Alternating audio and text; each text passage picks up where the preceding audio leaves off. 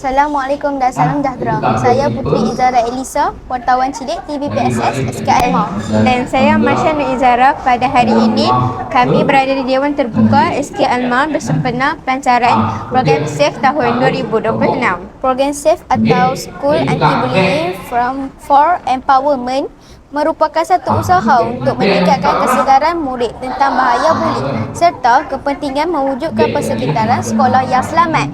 Program yang melibatkan murid tahun 4, 5 dan 6 ini turut disediakan dengan ceramah daripada pegawai penjara seberang Perai serta simulasi sebatan. Jadi, apakah yang berlaku sepanjang program ini? Jom kita saksikan. Kami mohon kepadamu agar engkau menjadikan sekolah kami sebebas daripada perbuatan buli.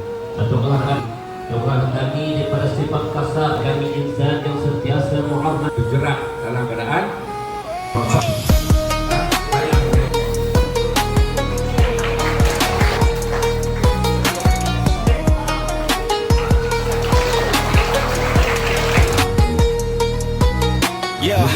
di sekolah, di jalanan, kita semua insan kawan.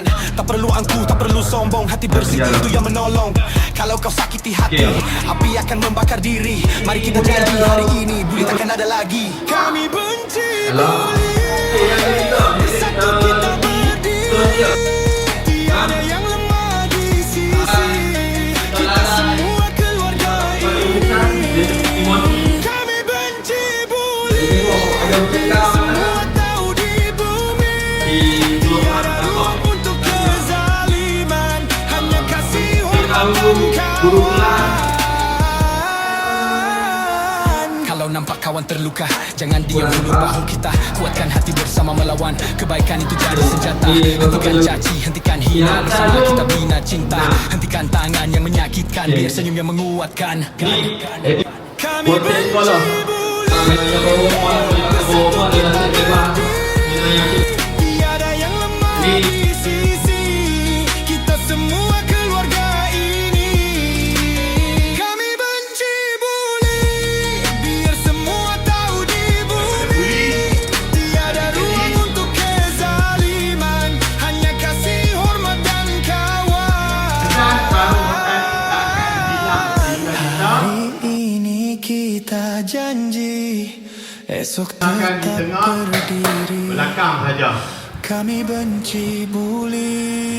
Boleh? Kami benci bully. Boleh? Untuk mahkamah sendiri, bantuan kita tak akan dibuat berputih kepada dok. Kami benci bully. dan itu sangat dengan pembuli. Saya akan melaporkan kepada itu jika terlihat kes buli. Kami benci bully. Bersatu kita berdiri. Tiada yang lemah di sisi. Itulah tadi antara pengisian pelancaran program SAFE tahun 2026 di SK Alma.